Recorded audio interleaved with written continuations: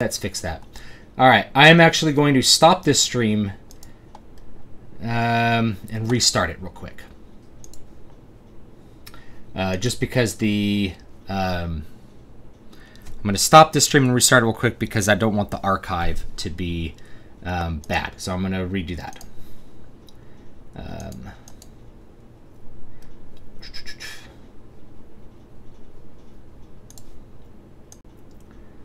Okay, I'm back again.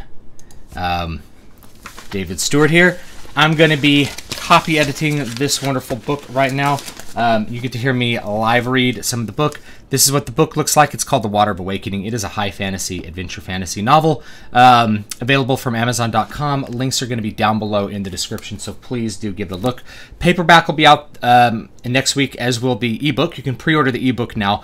The paperback, I don't have a correct pre-order setup. It's mostly my fault. I kind of screwed things up. So this will just go live, and you can buy the paperback. If you do buy the paperback, you get the ebook for free. So if this is what you want, is this nice, beautiful, big 6x9 paperback, then just buy the paperback and you'll get the ebook for free. I'm pretty happy with this design, and I have done some videos on the design for everything, so you can check those out too if you want.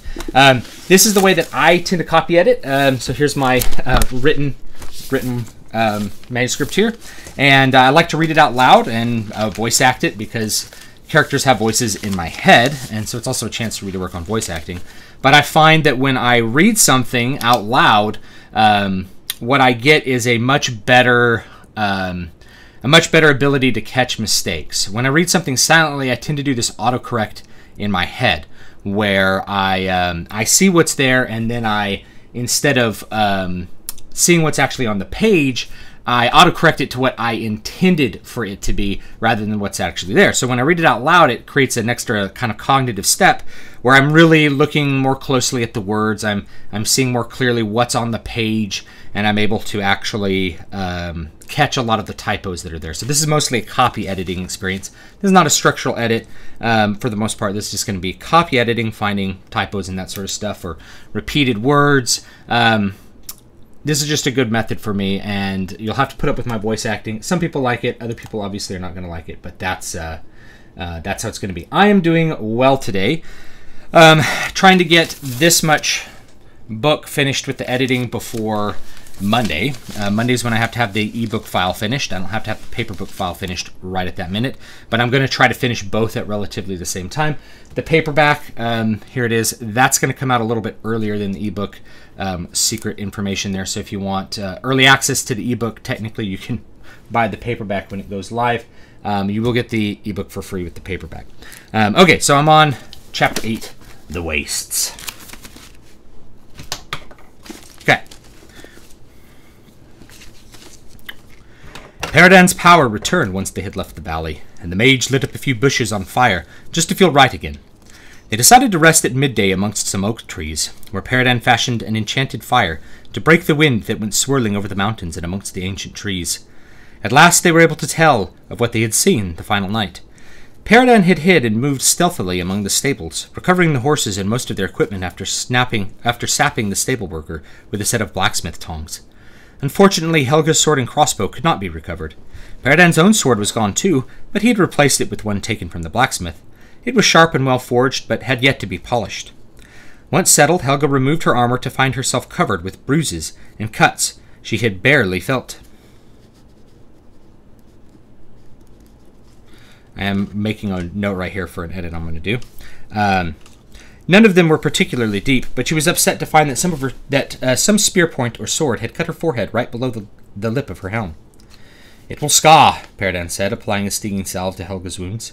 "If Thokal were here, he could do something for that, but I lack his knowledge of the healing arts, so the standard mending of flesh will have to do.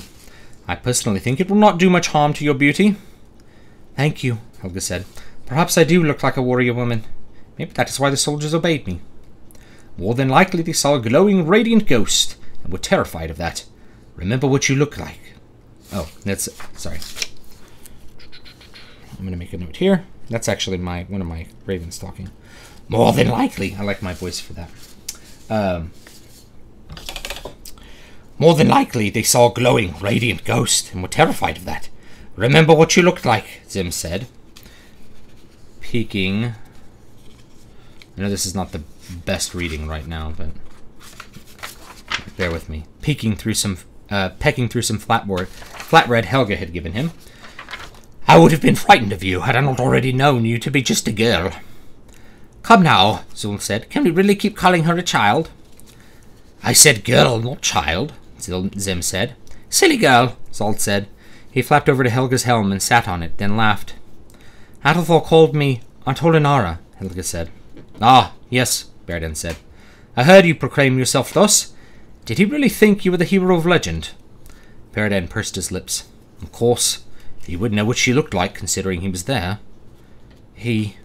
Helga bit her lip as Bearden found some new wound that needed attention. He was, attracted to me. Bearden chuckled softly. It's one of those stories. Him and Artolinara, when she was still just a young student named Ophela. She rejected him, despite his glory and grandeur. Rejecting him again didn't make him feel any better about it. Clearly, Bearden said, looking at another scratch on Helga's leg. Helga examined her arms and felt some of the light cuts and bruises there.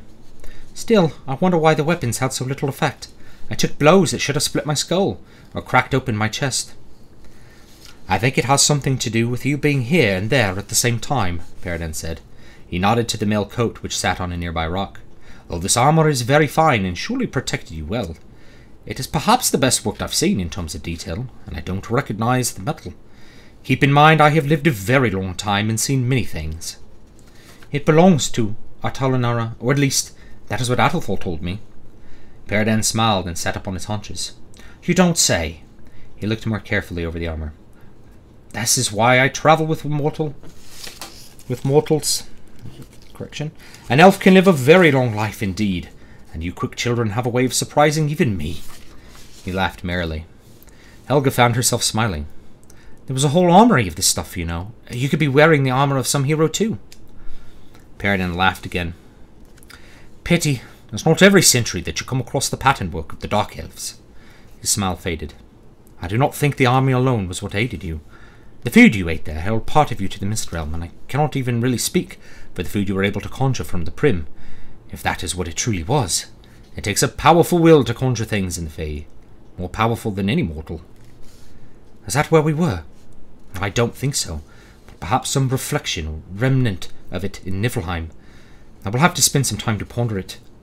Bearden stood up and walked to the edge of the clearing. I will set some spells as wards and illusions so that we may rest. I'm exhausted. I feel quite good, actually, Helga said. Bearden remained silent. While he walked around the camp, Zald finally found a perch on top of Helga's helm, and he sat staring at her. What is it, Zald? You've changed, Zald said. I would rather have my old clothes, Helga said, looking down at the amber dress she had been given in the palace. Small cuts dotted it, and it was sweat-stained. Not what I meant. Still a bit of a silly girl, Zald said. Where is my food? You left it on the floor of the keep. Zald gave an angry rock as a reply. Helga chuckled and got up. As she did, she noticed something in a pocket of the dress. She pulled up on the male skirt to reach it. She withdrew 2 pieces of fruit, one a perfect cherry, the other a strange mix of gold fading to pink, like a peach, but smooth-skinned, and Helga noticed as perfect as the cherry. There were no blemishes on it, and even the shape seemed exceedingly pleasing to the eye. Not those, Zald said. Do I look like a fruit bat? A bit, Helga said. The fruit looked appetizing, but she feared the food from Adelfol's realm now, so she put both back into her pocket. How dare you compare me to a flying rat, Zald said. It is almost enough to spoil my appetite. Almost, Helga laughed and removed from her pack some of the bread and meat she had packed away, and laid some out for Zald on a tin plate. He cocked his head and stared at it. No, I reject this food, Zald said. You will find me better food. That might take a while. Zald is patient, as are all ravens. If only you could have killed one of those elves in the real world. I imagine they would be quite a treat. Helga laughed. When Bearden had finished with his spells, Helga now noticed a soft glow around the campsite. He lay down and promptly went to sleep. The ravens flew to a nearby tree, and Helga was left alone. She thought it odd that she didn't feel tired at all. In fact, she felt restless. After staring into the magical fire for the better part of an hour, she retrieved her sewing kit from her tack and set to work repairing the jack she had worn beneath her mail. Though the garment was light to hold, at least much lighter than her husband's gambeson at home, the layers of cloth were much tougher. She had upped the size of her needle and thread to work at the mending, and twice she had to produce her whetstone to sharpen it. Still, there was a piece to the work of it, and soon the garment was mended completely. Next she inspected her mail coat. She was surprised to see that none of the links had burst, though there were scratches on a few, and there was a loose rivet or two. Not wanting to remove her clothes completely, she worked on the parts of her dress she could see without removing. After doing this a long time, she finally felt sleep call to her. She rolled up the jacket and used it as a pillow, then went to sleep beside the fire. Helga walked through a cave. It was cold, almost like ice, and dark, only with a faint light in front of her to show her that her surroundings were, in fact, rock. She put a hand out to steady herself and felt the rock under her hands, rubbed smooth and polished at different points. She heard a deep, rasping, but kind voice speak from the walls of the tunnel itself, its tone sliding during words like a mother talking to a baby. "You are far from where I expected you to be," the voice said. "Far from where I was sure you were." "Who is it?" Helga made to ask, but a sudden fear made her words catch in her throat. As if understanding her intent, the voice answered, "Oh, I think soon enough we will meet face to face. Be wary, you will need help before it is over." "Before what is over?" "Your life." "I don't understand." "You can't until it is time to understand." Helga tripped and fell. "It is hard traveling in the dark, is it not? Why not a little light?" "I have nothing to burn." "Fire is not light," the voice said, with a deep laugh that shook the sides of the cave. "What you want, you must will to have, raven friend." Helga pushed herself up and sat on her knees. She looked ahead to the light, and as she did so the light grew, and soon she could see. She stood up and walked more quickly toward it. The light grew more, and she moved ahead. Soon she could see light brown around her feet, soil, and then leaves. She looked up and realized she was in a forest of twisting trees, dense enough to strain the eyes, and almost sickening in their angles. Dead leaves were piled around her ankles, and the leaves remaining on the trees were the red and gold of autumn.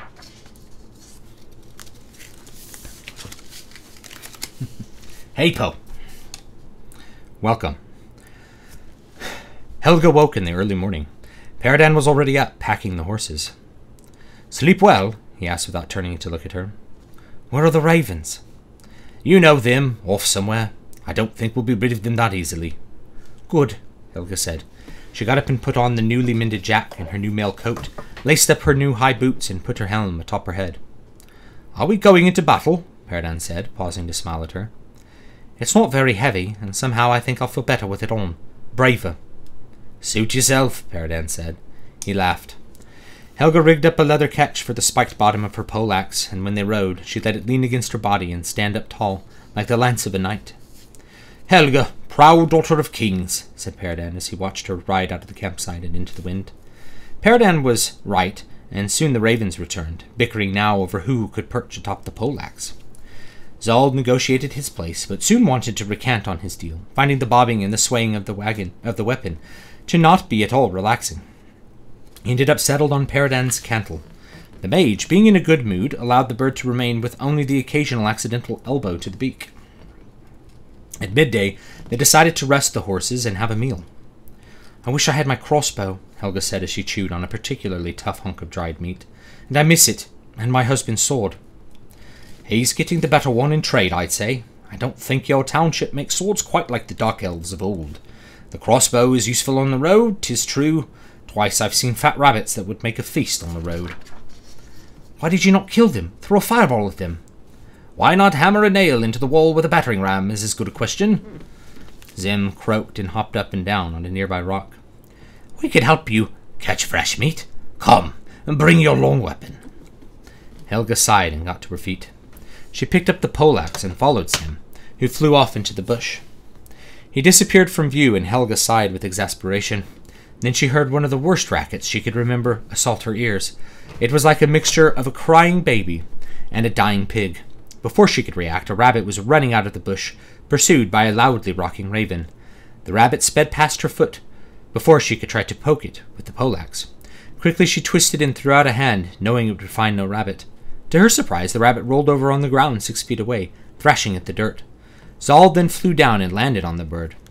Food! He cried, and silenced the rabbit with a quick bite to the throat. Now you need only repeat that for your own dinner. Helga laughed despite her hunger. The other 2 ravens quickly descended on the kill and began feasting. After the ravens had their fill of the rabbit, Helga and Peredan settled back up and continued. They found their way up a switchbacking path that was well neglected, its borders made obvious more by its overgrowth of grass than its packed earth. As they went up in elevation, the wind picked up, and Helga felt glad to be wearing the armor, which insulated her well. Near sunset they reached the pass itself, which was rocky and bereft of trees. They paused and looked back over the hills to the valley of Æthelfolda. It was covered with a slight haze, and through that haze Helga saw trees of many colors glowing in the light of sunset like a paint smear, a remnant of vision from the dark realm. But the city itself was little more than a streak of white stonework. The sun dipped lower, darkening the valley into purple shadows, and the city glowed softly. "Farewell, Æthelfolda," Helga said. "May your heart hold your dreams and not the other way around." "Perhaps one day I shall return," Peredan said. "But for now, I am glad to be rid of the place." With that, they went over the pass to the leeward side of the mountain. They found a campground in a suitable gully, and Peredan set up his wards and built his fire. Helga watched him stand, facing the east in thought, until sleep took her. Some water here.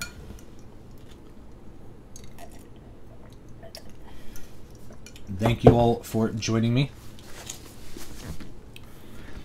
Helga awoke from a dreamless sleep as a great wind passed over the camp, causing the horses to wake and stir and the ravens to rock and chatter. It blew out the magic fire and plunged the camp into darkness. The next moment the wind passed by and all was still again. Helga sat up and went to the fire. Peredan was, curiously, still asleep, perhaps the only one in the camp who wasn't disturbed by the sudden wind. His face was creased and twitched here and there. "What was that?" she heard Zim croak in the darkness. "Didn't get a good look," Zold said, "but I am glad for the trees." There was no kindling in the makeshift hearth, and Helga felt suddenly cold, so she searched about for some dry wood. Finding a few twigs, she built a small cone of wood and got out her tinderbox. With a few sparks and some shredded wood, the fire caught and grew. Curiously, it turned to the flickering blue-green of Peredan's magic fire, as if the rocks had remembered his enchantment at the rekindling of fire. Helga watched the fire burn the wood for a few minutes, then went back to sleep, listening to the ravens whisper indecipherable things in their croaking, creaking bird tongue. The next day was bright but windy, and high clouds moved fast above the party as they descended through the leeward hills toward the flat lowlands beyond. Pines and cedars gave way to oaks, which thinned out as the old path, where they could find it, leveled out in some dry highlands. "I am thinking of something," Helga said, watching the clouds change shape. "Aren't we all?" Peredan said. "I wonder what I shall be able to trade to the Watchers when, and if we get there." "I think getting there will be easy compared to what we just went through. What they are willing to trade for has sat on my mind, too. I know they envy man for his fixed but changing existence. I have heard they are often willing to trade for things of little value, seeing them as some part of the life of men they can acquire and understand for themselves. I've also heard they ask for exorbitant, impossible things, like the wind or the throne of a king. That wouldn't be impossible for a king. The throne, I mean. My point is, it's hard to predict. We must hope that we are carrying something that is valuable enough for them to part with their own treasures. What if we do not? Then we either cannot trade, or we must seek to acquire what the Watchers desire." "Damn that Volva. She told me this would be an uneventful journey," Helga said. "Well, she was either lying or not a very knowledgeable Volva. Yes, I wonder whether she can cure my husband at all." "Do not be too hard on her," Zul said, cocking her great black head. "Volvas are people, and therefore short-sighted. Besides, the spirits of the dead cannot know the future, whatever you have heard." "Wait to be hard on her till she breaks the deal, I say," Zold said. "You might just ask the Watchers for a cure directly," Peredan said. "It's what I'm doing." "Perhaps I shall at that. I wonder, though, if the Water of Awakening is part of a cure," Helga said. Helga was startled as Peredan reached over and grabbed Helga's arm. "Quickly!" He pointed to an old oak, branching out like a great bush. Helga understood his fear a moment later, as she saw a black shape in the sky getting larger. The ravens took to wing and flew under a tree as well. Helga dismounted and calmed Raggle, then dared to look out from under the branches at what was on wing above them. It was getting larger and larger, and appeared to move faster and faster as it approached. It dropped its altitude as it approached, and the sun caught its great wings, mottled red and made of strange skin. "A dragon!" Helga said breathily. She watched as the great worm moved its head from side to side, as if seeking something out. "Get down," Peredan said softly. "A dragon's vision is better than you guess." Helga did as she was bidden, and knelt down, but still kept her eyes on the dragon. It grew larger and finally swooped over the tree with a tremendous wind, sending leaves and other oddments from the tree raining down on them. A moment later the dragon was going higher and turning north. It let loose a great cry, which was terrifying and mesmerizing to hear, then disappeared around a mountain. "Dreamer," Helga said. "That's not the dreamer," Peredan said. "But it was most definitely a dragon, and a very large, very fierce one at that." "I've never seen one before. I thought they were just myths," Zald croaked. "And myths cannot be real." "Good point," Helga said. "A dragon is certainly not the first odd thing I have encountered since I left home, but still, what is it doing out here?" "We're entering the Fey Waste now, Peredan said. "This is likely that particular dragon's home range, as they are known to reside near to where the Prim remains intact." "He appeared to be looking for something," Helga said. "Should we be concerned?" "Whenever a dragon is involved, you should always be concerned. Whatever he is looking for, I doubt it is us. Still, we must be more careful. Neither of us has anywhere near the power necessary to slay a dragon. Actually, to that end, I've never met or heard first-hand of any person managing to slay a dragon, except for Athelfall." Helga swallowed. "What do dragons eat? I mean, do you think he was hunting?" "Dragons can and will eat anything, from what I have read. There are so many stories it is hard to tell fiction from fact. Some stories say they eat rocks, other stories say they devour virgins. I will say that I haven't heard of a dragon initiating an attack on a person first or second hand. They are quite reclusive." "Little of that comforts me," Helga said. "Perhaps the bit about rocks." "Dragons do not need to eat, Selly," Zald said. "They merely exist." "Then why the teeth, Raven?" Peredan said. "I have no teeth, and yet I eat," Zald said. "That is a fallacy," Peredan said. "The inverse of a statement is not automatically false." "Foul crow of an elf," Zald said. "Teeth and eating do not have to go together." "Every animal with teeth uses them to eat." "Not dragons," Zald said. "Well, they don't use the big nasty ones to eat, only to kill." "How do you know?" Zald puffed himself up. "Dare you challenge my experience?" He flew up to a higher branch. "Another fallacy," Peredan said. "Leave the young one alone," Zult said. Peredan waved a dismissive hand at the raven. "We'd best be off. There is nothing for us to do except stay alert. So stay alert."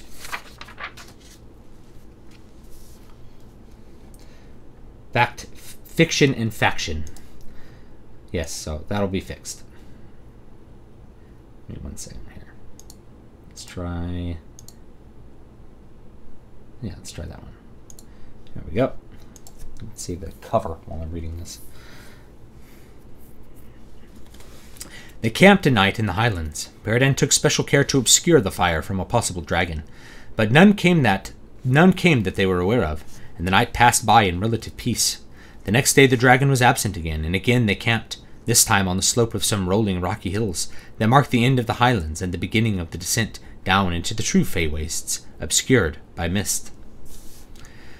There on the hill in the early evening they heard the distant sound of voices shouting. Peredan extinguished his fire and readied himself for an attack.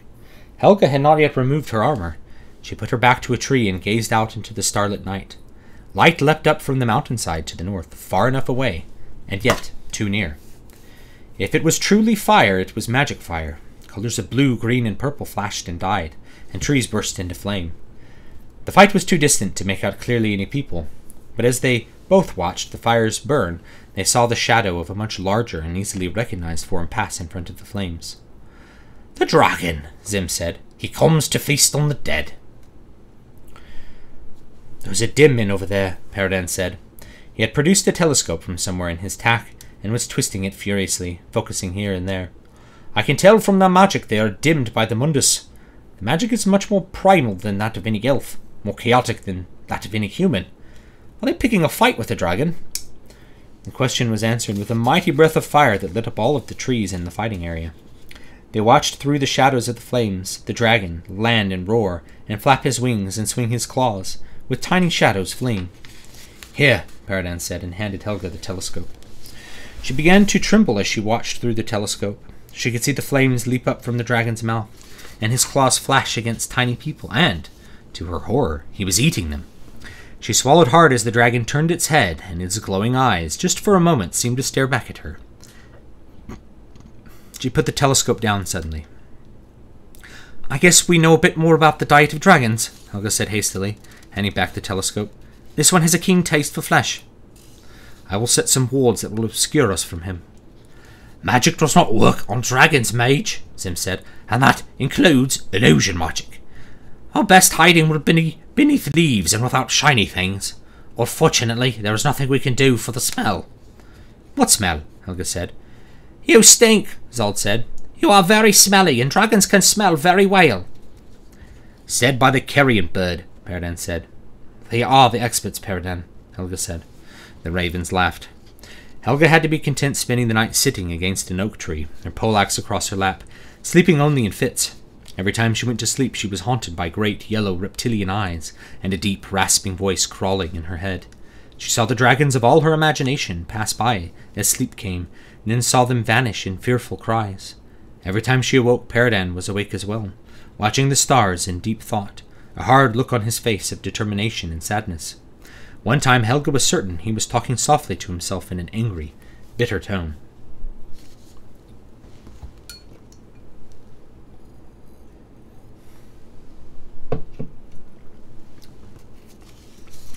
The skies were clear the next day, which was well, for their descent out of the highlands was slow and exposed.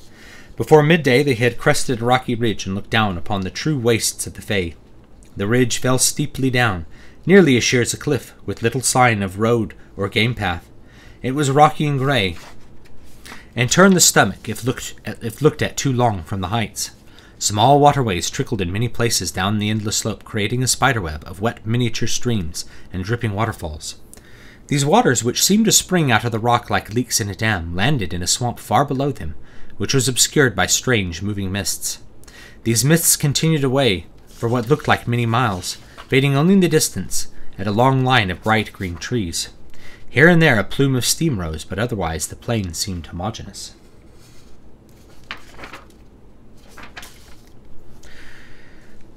"It looks like the road is lost here," Helga said.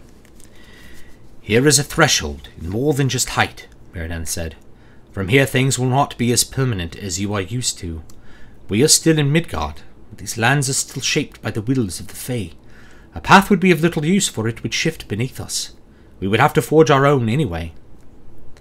"Zim," Helga said, looking to the raven who sat upon Paradan's saddle-horn. Zim clacked his beak. "I know of no human roads here, and the paths of ravens would be of no use to you or your horses."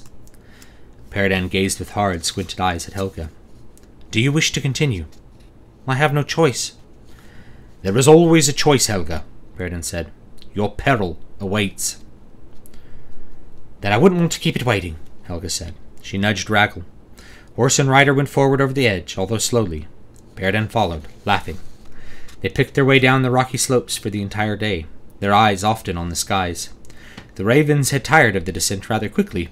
Zold had called them too sullen, even for a couple of crows. So they had flown down the slope to some shrubs far below.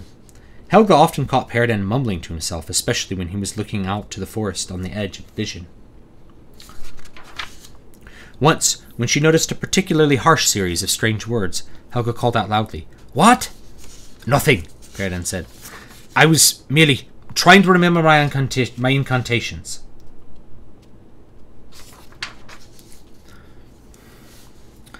"Are you in danger of forgetting them?" "In short, yes," Paradan said. "The Fae itself is dangerous to the mind.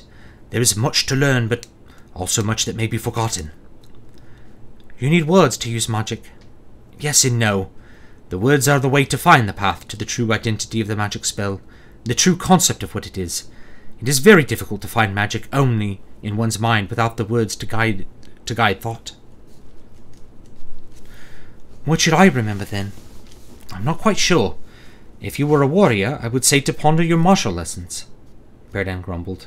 "Pay no mind to me, Helga, I am rambling." The sun set behind them, casting a long, jagged shadow they could see on the mists above the wetlands. The way began to get treacherous, and once Paradan's destrier slipped over wet rocks fed by the constant trickles from above. With the shadows deepening, they decided they had no choice but to stop. A small flat area was all they had to make camp, and the horses had to be content to stand. So is this the beginning of what happens with Paradan, or do the Watchers hold sole responsibility? I don't want to give too many spoilers. It's the beginning, though. There's hints. There's hints. Where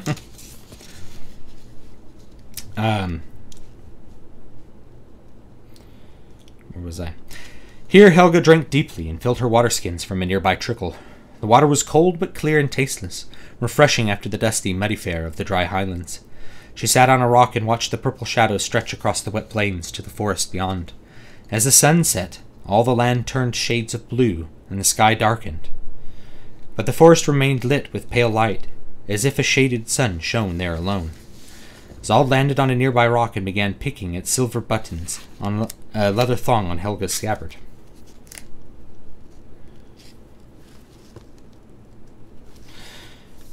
You want the shiny? Just looking, Zald said. You know a great deal, Helga said. Thank you for recognizing it, Zald said. You are getting smarter. Why is the forest shining? Zald looked at the horizon. The Fae has its own ideas about time. Those trees are bigger than they look. It was Zool who had flown down beside Helga to look at the silver button. Much bigger than any trees here in the Mortal Lands. I do not know how you measure them, but they are much bigger there. Good for making raven mansions, Zald said. If only they would stay in one place. Helga slept uneasily, dreaming again of the dragon, and waking often, fearing it was flying overhead when it was just the wind blowing across the sheer face of the cliff. By midnight it had gotten deathly cold, but Paradan would not light a fire in fear of the dragon seeing it. They huddled together under a blanket, but it did little good, and the horses were getting cold as well. After hours of shivering, Helga decided she had had enough. She found a dried shrub clinging in the rocks and ripped it out, then broke all its little dry limbs to kindling. She made a small alcove out of 2 fairly flat rocks, and put the fire beneath it. It sheltered it from the wind, but only barely. Her tinderbox did little. Her flint sent sparks in her face, and when she got a few embers to catch, they were quickly blown out, or off the kindling entirely. She got very frustrated, but did not give up. She tried changing her body position to block the wind. She tried more rocks. She tried more dried shrubs. Nothing worked. Finally she got very angry, and yelled to the wind, loud enough to make Paradan stumble upright. Stop blowing! To her amazement, the wind stopped. It didn't just die down, it stopped as if she had stepped indoors. Not wanting to count her blessings before she collected them, she lit the kindling, and soon she had a small warm fire beneath her little rock tent. Clever, Paradan said, and huddled next to her for some warmth. And lucky. You didn't make the wind stop? No, I thought I told you. I can't do weather. Air is almost impossible to control. Just look then, Helga said softly. She got up and moved the horses closer, which seemed to lift their spirits. The little fire was wondrously warm, and at last, watching the small branches of the thistle curl into little red snails, she slept again. That's the end of that chapter. Should I keep going? I have to get through all of these.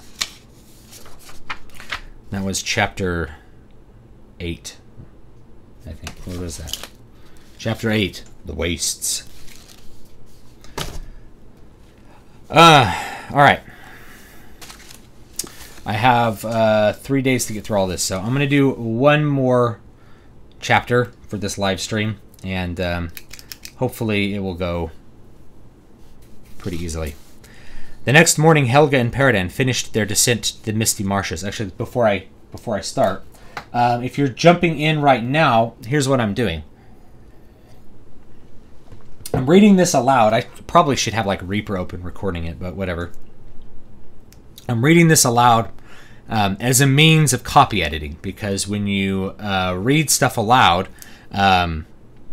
you create an extra level of thought that has to happen. When I read stuff silently, I tend to have like an autocorrect where I take what's there and I add in all the stuff that's missing or take out all the stuff that's superfluous and basically make it correct when I read it, even though there's wrong stuff like missing words or extra words or the wrong word, you know, like there and there or something like that placed in a sentence.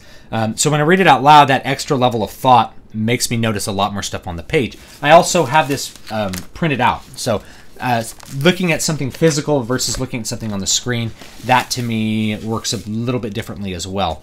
So this is the way that I found I can pretty accurately copy edit most of what I'm doing to catch at least most of the typos. A couple of typos usually, coming over for Canada Day, yeah, I saw that on Rush's Facebook, one of my favorite bands. So happy Canada Day to you. And I don't know if is it called Canada Day or is it called Canadian Independence Day? I think it was the day that Canada was incorporated as a country. I'm trying to remember which day is which. But anyway, happy Canada Day to you. Let me go ahead and go on. So this is the way that I like to copy edit. It's also a chance for me to practice my acting chops. So if I go back and I make an audiobook out of this later, I'll have kind of the voices already kind of practiced a little bit. These are what they sound like in my head when I'm writing it. A lot of people don't realize this, but you know, because I come from kind of a dramatic background and I also wrote screenplays, I tend to think a lot about the delivery of the way characters are speaking as I'm writing dialogue in particular, and that kind of guides a lot of my writing. So it's kind of cool to go back and do this through the copy editing process and say it out loud and hear if it works or hear if it doesn't work, hear if it needs to be altered or something like that. Most of the time I'm pretty happy with the dialogue I write, and right now I'm just finding typos. So anyway, this is chapter 9 now, The Shifting Mists. The next morning Helga and Perdan finished their descent to the misty marshes and plains before the edge of the Feylands. It was slow going again, and there was a heaviness to the mood, for though they were both glad to be off of the sheer rock and safely hidden again, the misty lands did not look inviting. When they reached the bottom, they rested a little beneath a half-rotted willow. Perdan took out a metal device and opened it. Inside, a small red rock on a metal wheel turned in a dial and pointed away from the cliff. "What is that?" Helga said. "A special compass. It shows always in what direction the Fey lies." "Well, not always. It points off to random directions from time to time, but even if it leads us astray a bit, overall I think it will point us in the right direction should we get lost." Helga pulled her map from her bag, complete with notes by Thorvald, and handed it to Perdan. He pointed to an area near the bottom of the map where Thorvald had written, "Keywall, lowest pass south of Strandum. The pass is what we avoided going through the valley. We're now a bit further south than we ought to be, but if we reach the tree line, finding the watcher should be no problem. As long as we stay out of the trees, that is."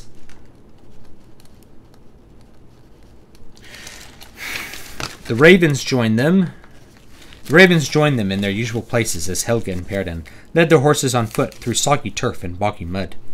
Amidst weeping willows that sagged and leaned over water, their roots tangled footholds to the unwary. Above them and around them, fog swirled and moved. The sun was obscured, but sometime around high noon they saw it shining softly through the mist.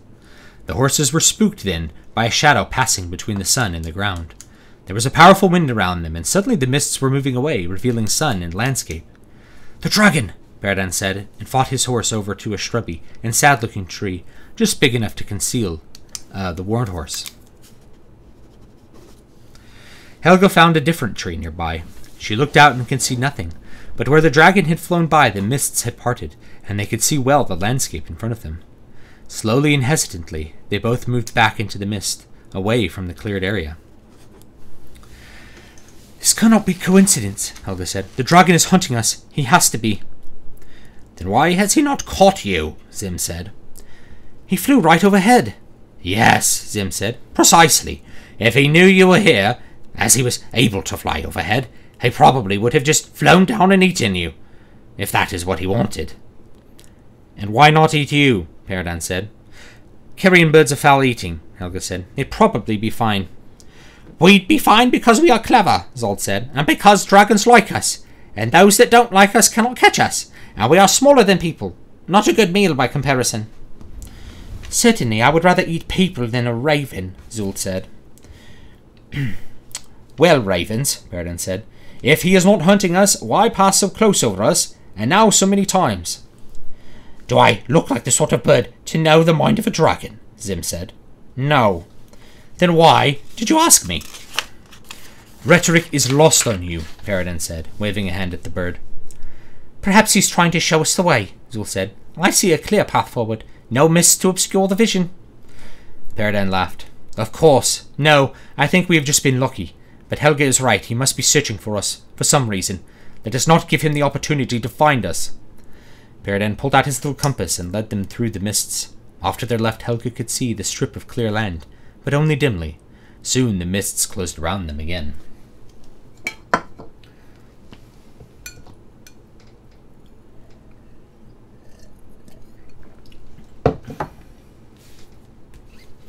Yeah, this is what the book looks like.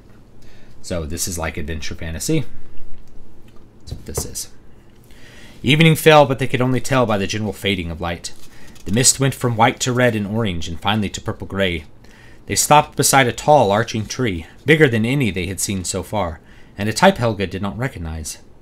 Its branches were totally obscured in the mist above them. I think I'll go up and have a look, Helga said. She took off her mail coat and helm and climbed up the tree, just like she used to do when she was a girl. At the top she caught her breath. The marshes still extended in every direction almost endlessly, but she could see the trees more clearly, and they were again lit, like the day. They had to be, each, hundreds of feet high, and were all crowned with gold-green leaves and had white bark. Off in the distance she watched a dragon circling over the mist, but for what reason she could not grasp. One of the ravens startled her by landing on a branch. If you wanted to have a look, you could have just asked one of us, Sim said. I wanted to see for myself. There is no substitute for one's own eyes. True. Ah, see, the dragon searches for something else. He is not interested in us. I hope you were right, but I hope he is not searching for anything in particular at all. What if he is searching for the watches? Methinks he would have found them, but who can know the mind of a dragon? Not me. The raven laughed. That night Peredan made a fire, for in the midst of the swamp it was oppressively cold, not the kind of cold that one experiences on a midwinter day, but the wet, dripping, miserable cold that comes with humidity and cold air without ice. The blue and purple fire banished the cold as well as the mist, but it brought other attentions. Insects, some the size of Helga's thumb, swarmed into the camp, landing on horse and human, but not raven. The black feather friends had made their own roost in a tree. In great clumps and gave painful bites. Many of the pests flew with suicidal abandon into the mage fire, only to return from it charred lightly but not flaming. Shrima, Helga said, is there nothing for these foul insects? I don't have spells for it, Peredan said. Perhaps if you made a real fire, a few of them would fly into it and burn for real, and rid us of at least that small annoyance. If there is something I like less than deer flies, it's half-burned deer flies twice as big as they ought to be. Oil and orange used to do it at home, Helga said. Burned with a wick in a lamp. It at least keeps the bugs off your skin. I don't suppose you have any oranges. Alas, no, Peredan said. Well, I'm not going to give them much to eat, Helga said. She wrapped herself up in her cloak, so only her face poked out. She covered her mouth with a strip of loose knitted cloth so only her eyes showed, then laid back down, pulling her hood down as she did so. The insects did not slow their crawling. They didn't bite Helga, but they crawled, and it was sickening.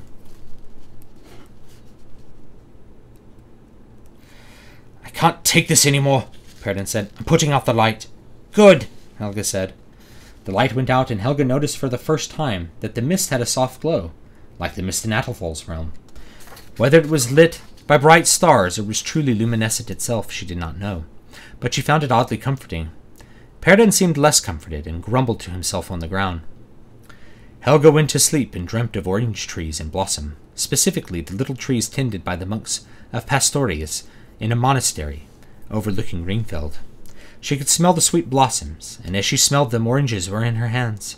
She peeled and ate a dozen before her dreams returned to the dragon and his glowing amber eyes. The next day she saw them walking through much of the same country, following Peredan's compass as it moved about. Helga, with the help of the ravens, spotted several small animals, mostly rats or rat-like creatures that lived in the trees. These made Zold particularly hungry, but Peredan did not want to stop and hunt, at least while his compass was working. About midday they came upon a strange sight, which was a large, bush-like tree, covered in small citrus fruits that looked like oranges, only they were a dark yellow rather than orange. "How curious," Peredan said. "I'll say," Helga said. "Seems much too cool here for citrus." Helga plucked one of the fruits from the tree and smelled it. It smelled, to her delight, exactly like an orange. "Careful, it could be poison," Peredan said. Helga tore open the peel to reveal reddish flesh, sectioned like an orange. She took out a slice and bit into it and smiled, for it tasted exactly like an orange should have tasted, sweet and fragrant, with an acidity that made the sweetness all the better. It was actually a better flavor than an orange, yet was still the flavor of an orange. "It's an orange," Helga said, "but I'll wait to see how that piece settles before eating more, all right?" "I suppose," Peredan said. They gathered what oranges they thought they could carry and stuffed them into their bags. When it was time to leave, Helga found herself strangely reluctant to leave the tree. "What's the matter?" Peredan said. Helga shook her head. "It seems far too perfect. I feel odd leaving it, like I won't ever see it again." "I dare say you shan't," Peredan said. She broke off one of the branches and tucked it into a lace on her saddle, then took one more brown-yellow orange and put it in her pocket, where she noticed again the cherry and the other fruit. She pulled out the cherry and looked at it. It looked appetizing, but she decided it would be best not to eat it, and so put it away again. Night began closing in again, and before it went dark enough to need a fire, they made camp, this time beneath a healthy-looking willow with long branches that had a deep, earthy smell beneath it. Helga set about scraping the peel from an orange and mixing it with some lamp oil that Peredan had. When she was done, she had a very fragrant and very chunky pot of oil. They used a bit of loose rope as a wick, and Peredan lit it with a small, snappy bit of magic from his thumb that sent sparks everywhere. The citrus fragrance from the oil was pronounced and, to Helga, comforting. When the magic fire was lit, the bugs came out, but only a few seemed willing to come in and fly about, and even less bothered to land on them or the horses. A few suicidal moths continued their pursuit of the fire, but to Peredan's glad heart none wanted to then land on him. "I'm surprised this is working," Peredan said. "I am too," Helga said. "Looks even better than at home."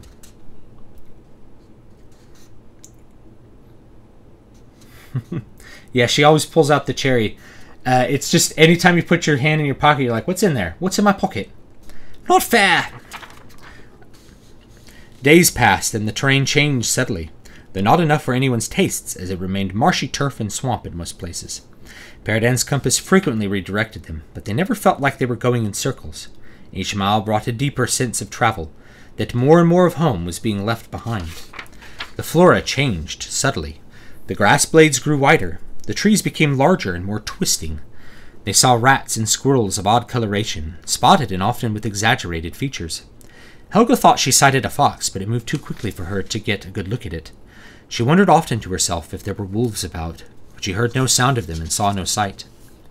Peredan grew quieter, and he often repeated strange words to himself. When they rested, he read from his small books and talked little. Frequently he would go and stand in the mist and whisper to himself, but the words had a hissing anger to them. Helga contented herself with the ravens, who never had a shortage of advice or questions about the oddity of humans. Zool in particular wanted to know more about the strange method of human birth, and whether it felt like laying an egg. She was somewhat disappointed to know that Helga had never given birth, though she prodded for details of what Helga had witnessed. The mist grew heavier with the days, but the insects, thankfully, thinned. Does she represent an archetype? So there's a question. Not particularly. If you were going to pick an archetype, you know, there's a bunch of different ones. I guess she would probably be closest to an everyman, because this is, you know, the format of this first book is kind of like a hero's journey. So an everyman is somebody who's not particularly exceptional at anything, that's pretty relatable. So if she was any archetype, she'd be closest to everyman. Peredan would be closer to a paragon. So in a lot of heroes' journeys, you have like an older, wiser character that guides like the younger character. And that's kind of what this part of the story is, but there's a lot of twists in the last third. So the last couple acts of the book, they do a lot of things that are different from what you would expect with that sort of format. It ends up being a little bit different from what hopefully people are expecting. But yeah, she's probably closest to an everyman, is what I would say. Helga woke in the early hours of the morning to a sound she could not place in direction or memory. It was like a soft scratching or sniffing, or a combination of both. Her mind went first to wolves, then to bears, then to a wondering of what beasts actually lived in the bog. She pushed herself up and searched for her crossbow, then remembered it had been lost and instead drew her sword. Peridan's fire still burned dimly, and though the citrus candle had gone out, the insects were nowhere to be found. Shadows of grass and trees crawled on the mist itself as it writhed about her. Above it flowed like a gray river, with the waning moon behind it looking like a shimmering reflection on slow-moving water. She hunched down as she saw on the edge of the light movement. Red eyes that glowed of their own light turned toward her and grew larger, more intent. A slavering mouth opened, revealing a red tongue and teeth of pale yellow-green, with great white tusks protruding from the lower jaw like swords. A shadow above the glowing eyes hinted at a massive head. "Peridan," Helga whispered, eyes still locked on the beast. It stepped closer, and she could see its large, square head, which was bald and lacked ears. Its neck was covered in a mane of long, quill-like fur that was matted and tangled. Its front paws were large and hairy, and long claws scraped the damp earth as it padded forward. "Wake up!" Helga said aloud. She slid over to look at the mage, and he was turning fitfully in his blanket. Helga stared back at the beast, which had moved into the firelight and was looking at the mage, sniffing the air cautiously.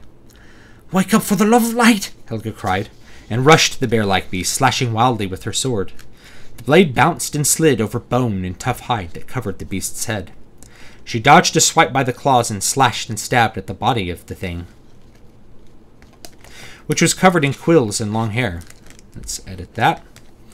There the blade found purchase and slid through flesh easily. Blood sprayed on Helga and splashed on her boots.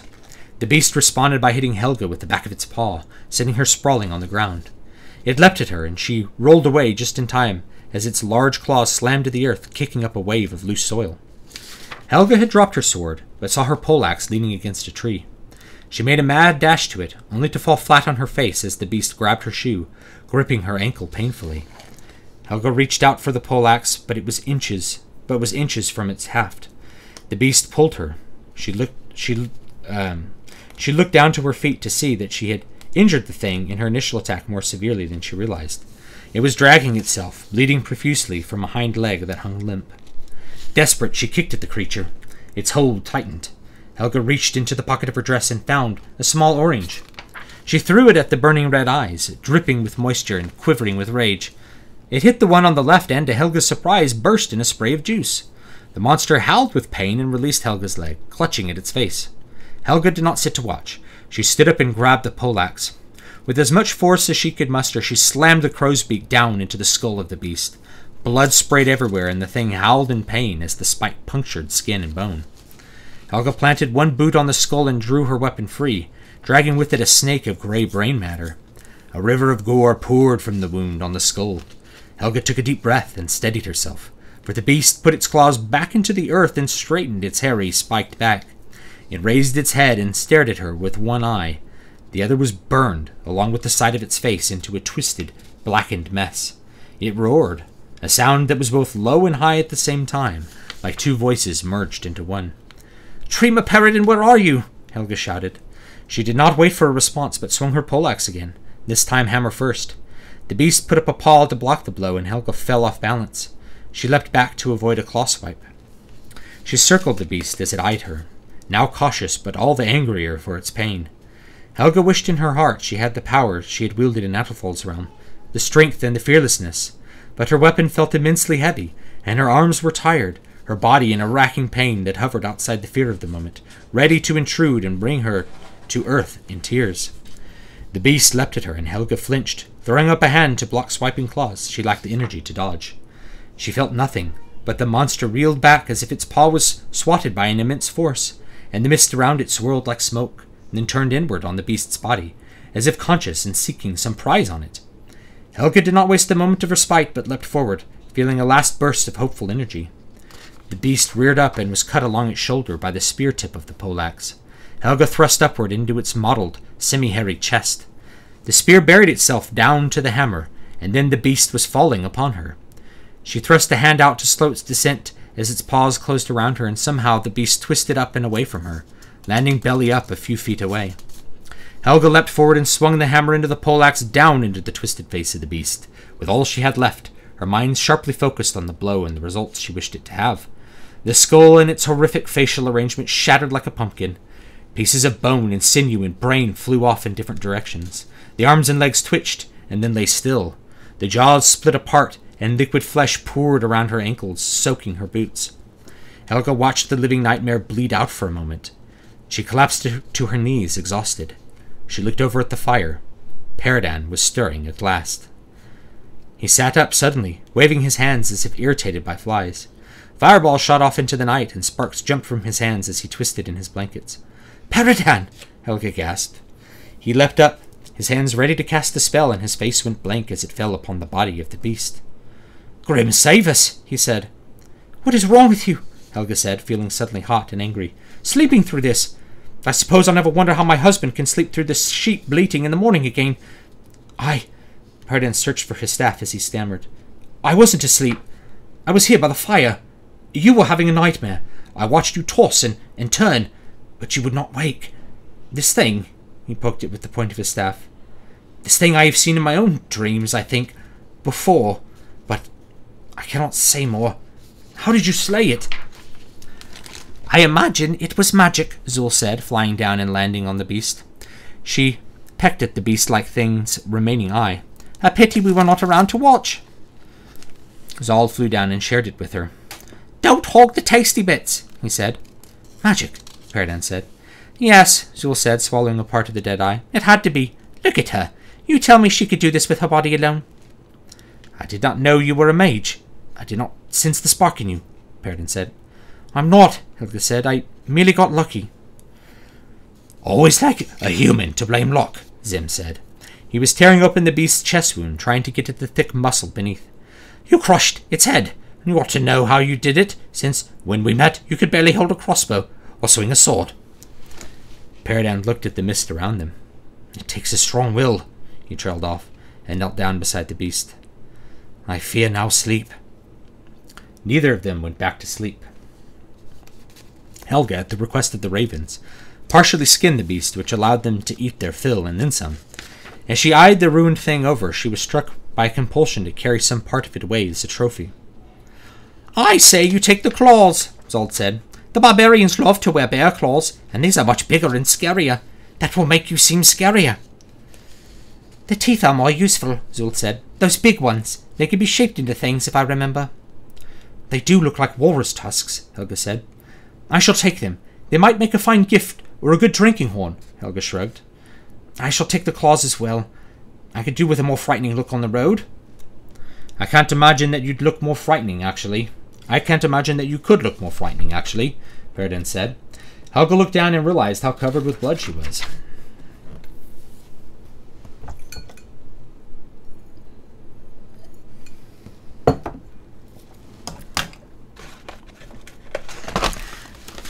Have just a little bit. This is an old trick from if you're doing a lot of vocal work, if you're doing a lot of singing. You actually don't want to drink that much water because it will pull the mucus off of your throat. So, Sour Patch Kids are really good. They'll get you a little bit more spit and a little bit more mucus. Whereas just plain water will usually kind of dry you out. Gatorade's kind of good to drink too sometimes.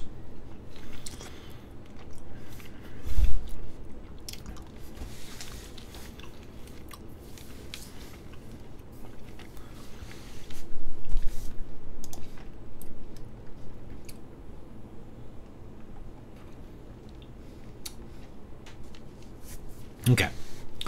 They stopped at midday, feeling exhausted and worn thin. Helga cooked some of the bear meat over a real fire, helped along with a bit of magic from Paradan. The meat was far better than she expected, quite rich and filling, and another relief from road rations as they were. Sour Patch Kids are delicious. She found the meat paired very well with oranges, and she marinated the meat at the next meal in orange juice to give a sweeter flavor. Very pleased with her road cooking skills. "I would fancy a nap," Paradan said, "but can either of us peacefully go to sleep?" "I can," Helga said. Do you really think there are more of those beasts out there? There can't be many if there are.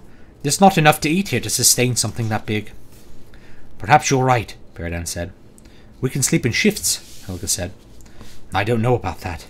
He opened up his compass and watched it spin in circles before deciding on a direction. The sooner we get to the watches, the better. They pushed on hard through the rest of the day, not stopping until long after sunset. Even then, Paradan was only content to stop because they had reached a slow-moving river that was wide enough. He dared not ford it in the dark. Helga took the opportunity to wash herself in her bloody clothes in the river, demanding Paradan stay at camp and not watch her. The water of the river was cool, not cold, and was refreshing. Overhead the mist was thin and broken, and she could see bright stars and the moon for the first time in days. She saw, far away downstream, something flying in the sky. It was the dragon, she knew, but naked in the river she felt for the first time unafraid. Fire leapt from his jaws, and in her mind she imagined the unknowable amber eyes, a cold terror to whomever or whatever the dragon was hunting.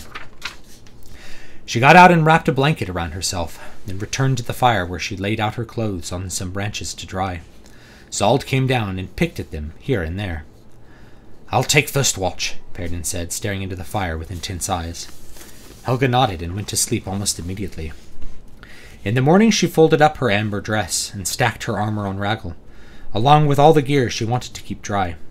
She and Paradan forded the wide and shallow river easily, both wearing only their underclothes as they did so. The sky above them was blue, and the sun was shining. The river cut a path through the mists like a knife. They realized about halfway through the river, however, that it flowed in both directions at once.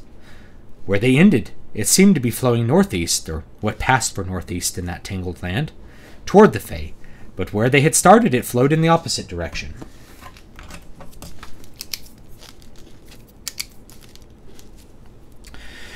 After dressing, Helga put on her full armor. It was light and dry, and she feared another attack by strange creatures. They had a small meal and began following the river, glad to have open sky. Later in the day they noticed that the river was now flowing back in the opposite direction. Paradan took a reading with his compass, and they had to turn away from the river and head back into the mists. The land on the east side of the river was very different than the marshes. It was all turf-covered hills and valleys, with rocks jutting up in many different places, with each cluster of a seeming different sort. One boulder would be made of pure jade and another basalt. A granite boulder might be balanced on a sheet of streaked marble. In some places crystals showed, but neither Helga nor Paradan felt a strong desire to try to remove them, having learned to be wary of the Fey wastes, which was just as well, for they lacked any rockworking tools. With the harder turf, they were at last able to ride in earnest, though the horses had their own fears that had to be worked against to keep them at a steady pace in the level stretches. The hills grew taller, disappearing into the fog above their heads, and then everything grew darker. They began to pass hollows in the rocks, which slowly became caves. A few glowed with their own inner light, and others seemed like pits of pure darkness. Paradan was on edge, holding onto his staff constantly with his free hand, the other holding the reins of his horse. Helga held tightly to her poleaxe, imagining dark and twisted things residing in the caves. There were few signs of animals. Occasional rodents poked their heads out of dirt burrows, but there was nothing else. The fall of night was a more subtle change than in previous nights, a dimming and replacement of gray light with dim greens and yellows.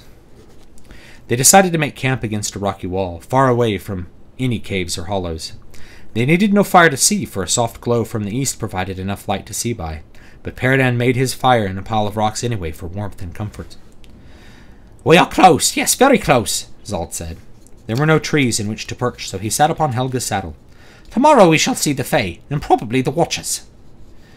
"You are lucky to have us," Zul said. "The Watchers will be wary if we are about." "I don't see why," Paradan said. "Then you are blind," Zul said. And that's the end of that chapter. So, next one's chapter 10. I'll be doing live streams the next 3 days to finish up this editing, and you can hear samples. Not all of the samples will end up being saved in the archive on the channel, but a few of them will be. So these are your chances if you see and you want to hop in and listen to me read this story and copy edit it.